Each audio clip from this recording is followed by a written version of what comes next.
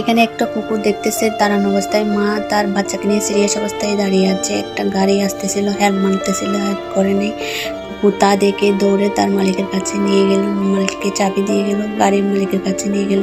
কি হলো জনি, আপনি আসেন।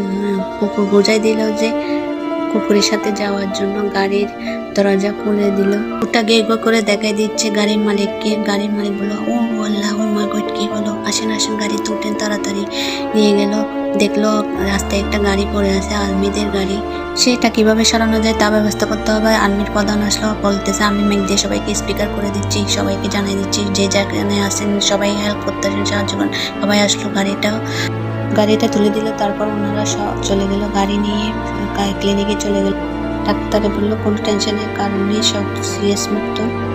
তখন মেয়েটা ছেলেটাকে পা ধরে ধন্যবাদ জানালো, ছেলেটা কুকুরকে ধন্যবাদ জানালো। যদি ভালো লাগে তাহলে